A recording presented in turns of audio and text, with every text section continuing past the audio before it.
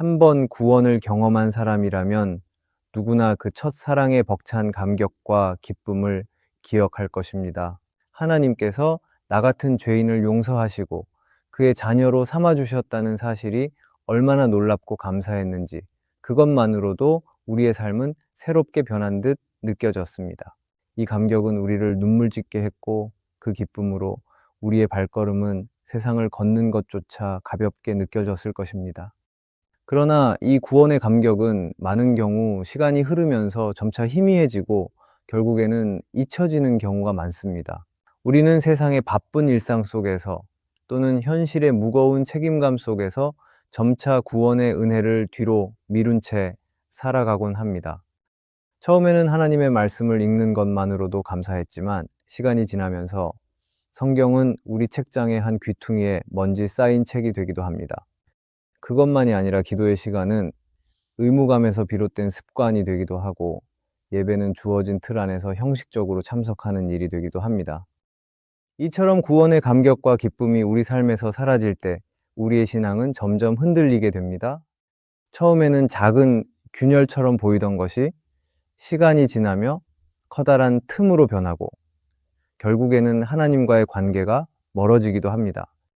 그리고 이러한 과정을 경험할 때 우리는 스스로를 돌아보게 되며 생각합니다. 왜 첫사랑의 감격이 사라졌는가?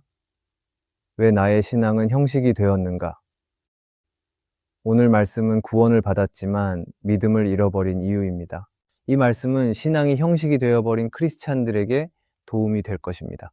오늘의 말씀에서 야곱의 삶을 보며 우리가 왜 믿음을 잃어버리는지와 어떻게 믿음을 회복할 수 있는지를 함께 살펴볼 것입니다. 비록 짧은 영상이지만 이 시간 함께 나누는 말씀을 통해 구원의 감격과 믿음이 회복되기를 간절히 소망합니다. 야곱의 이야기는 우리에게 구원의 첫 감격이 얼마나 강렬한지를 보여줍니다. 야곱은 어머니 리브가와 함께 형 에서를 속이고 아버지 이삭의 축복을 가로챘습니다. 하지만 야곱은 아버지께 축복은 받았지만 그 대가는 매우 혹독했습니다. 에서는 형으로서의 권리를 빼앗긴 분노로 야곱을 죽이려 했고 야곱은 집을 떠나야만 하였던 것입니다. 한순간 도망자의 신세가 된 야곱은 혼자서 외삼촌 라반이 있는 하란으로 가야만 하였습니다. 그런데 그 여정은 단순한 이동이 아니라 외로움과 두려움의 연속이었습니다. 길은 험했고 맹수의 공격에 대한 공포는 그의 발걸음을 더디게 만들었을 것입니다. 그리고 야곱은 하란에 가고 있지만 자신이 하란에 도착했을 때 외삼촌 라반이 받아주지 않을 가능성도 있었습니다. 그렇게 모든 것이 불확실한 가운데 야곱은 철저히 홀로 남겨진 듯한 느낌을 받았을 것입니다. 그러나 그런 야곱을 하나님은 만나주셨습니다. 하나님은 외로움 길에 있는 야곱을 하란에서 만나주셨고 하나님은 그에게 다가오시며 놀라운 약속을 주셨습니다. 창세기 28장에서 하나님은 내가 너와 함께 있어 네가 어디로 가든지 너를 지키며 내게로 다시 돌아오게 하리라 고 야곱에서 말씀하십니다. 야곱은 그 밤에 하나님의 임재를 체험하며 놀라운 감격에 사로잡혔습니다. 그는 하나님의 약속 앞에서 떨며 고백하였습니다. 여호와께서 과연 여기 계시거늘 내가 알지 못하였도다. 야곱은 베델에서 하나님을 만났고 베델의 만남은 외로움과 두려움에 있는 야곱을 위로하였고 야곱에게 새로운 소망을 주었습니다. 이 야곱의 모습은 우리가 처음 구원의 은혜를 경험했을 때의 감격과 매우 비슷할 것입니다. 팀 켈러는 그의 책 고통 속에서 만나는 하나님에서 이렇게 말했습니다. 하나님께서 우리가 가장 연약할 때, 가장 낮은 자리에 있을 때 다가오신다는 사실은 그분의 은혜가 조건 없는 사랑임을 보여줍니다. 우리가 구원을 경험했을 때 하나님이 우리에게 다가오셨던 그 감격을 기억합니까? 우리가 가장 연약할 때, 그리고 우리가 하나님을 만날 자격이 없는 가장 낮은 자리에 있을 때 하나님은 우리를 만나 주었을 것입니다. 이것은 조건이 없는 하나님의 사랑이고 이 모습은 베델에서 야곱을 만나 주신 하나님의 모습이었습니다. 그런데 문제가 있습니다. 하나님은 야곱을 베델에서 만나 주셨지만 야곱에게 베델 체험은 영원히 지속되지 않았다는 것입니다. 그는 라반의 집에 도착하였고 라반의 집에서 20년이 넘는 세월을 보내었습니다. 그리고 그곳에서의 생활은 야곱에게서 하나님과의 관계를 점차 희미하게 만들었습니다. 그는 그 기간 동안 가족을 꾸리고 재산을 모으며 자신의 삶을 이루는 데 집중했습니다. 야곱에게 있어서 바쁜 일상과 고된 노동은 야곱의 마음에서 하나님을 점점 밀어내게 만들었습니다. 그런데 이 야곱의 모습은 우리의 모습과 비슷하기도 합니다. 우리도 종종 이러한 상황을 경험합니다. 현실의 무게가 우리의 신앙을 압도할 때 우리는 하나님과의 관계를 뒷전으로 미루곤 합니다. 직장에서의 업무는 끝이 없고 가정에서는 자녀 교육과 가사의 일이 우리를 쉴 틈 없이 몰아붙이기도 합니다.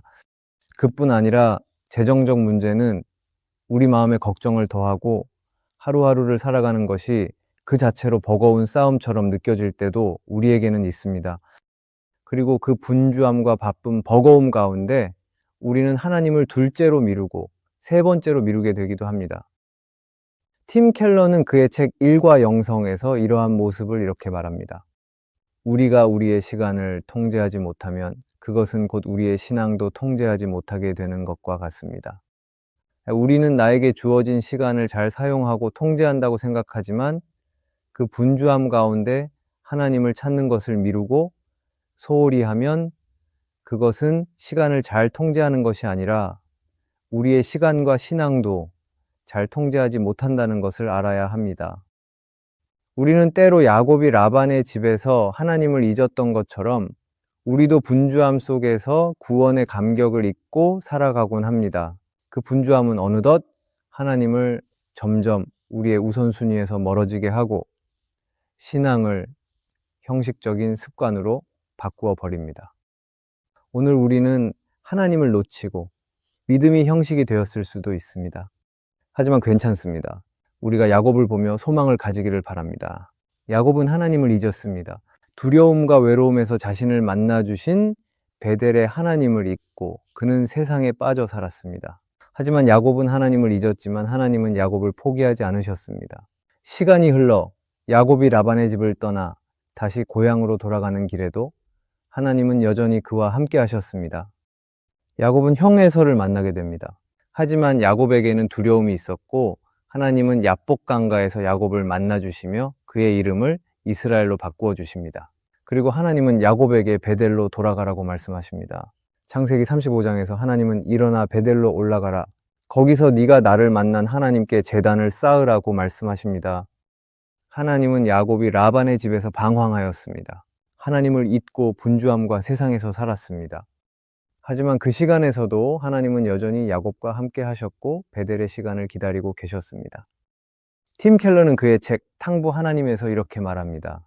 하나님은 우리가 돌아오기를 기다리시는 아버지이십니다. 그분의 사랑은 끝이 없고 조건이 없습니다. 우리는 때로 방황하며 하나님을 잊어버리고 신앙을 단지 형식으로 여길 때가 있습니다. 하지만 베델에서 우리를 만나주셨던 하나님은 여전히 오늘도 우리를 기다리고 계십니다. 그 하나님의 은혜는 우리의 믿음이 흔들리고 상황이 바뀌어도 변함이 없습니다. 하나님은 언제나 한결같은 사랑으로 우리를 바라보고 계십니다. 우리가 기억해야 할 것은 하나님은 처음 우리가 구원의 감격을 느꼈던 그 순간의 하나님 그대로 우리와 함께 하신다는 사실입니다. 그리고 하나님은 오늘도 우리에게 새로운 베델의 은혜를 주시기를 원하신다는 것입니다. 우리에게는 연약함과 부족함이 있을지도 모릅니다. 하지만 그럼에도 불구하고 우리는 하나님께 나아가야 합니다. 왜냐하면 하나님은 오늘도 우리에게 이렇게 말씀하시기 때문입니다. 베델로 올라오라. 거기서 나를 만나자. 어떤 시간을 보내고 계십니까? 믿음이 흔들리거나 하나님을 향한 열정이 식었습니까? 분주함 때문에 하나님을 두 번째로, 세 번째로 여기고 있습니까? 매 주일 교회는 가지만 그 신앙이 습관이 되고 형식이 되어버렸습니까? 만약 우리의 신앙이 형식이고 습관이 되었다면 기억하기를 바랍니다. 우리가 수없이 흔들리고 우리의 믿음이 연약해질지라도 베델의 하나님은 여전히 우리를 기다리고 계시고 베델의 하나님은 여전히 우리를 붙들고 계십니다. 베델의 하나님을 기억하며 하나님께 나가기를 바랍니다. 기도로 마치기 전에 한 가지 부탁을 드립니다. 이 영상이 은혜가 되셨다면 좋아요와 구독을 눌러주시면 감사하겠습니다. 여러분이 눌러주시는 좋아요는 이 영상을 더욱 많은 크리스찬들이 보게 하는 은혜의 통로가 될 것입니다. 최근에 올라오는 은혜 받았습니다. 하나님만이 소망입니다. 라는 댓글을 보며 감사한 마음이 있습니다.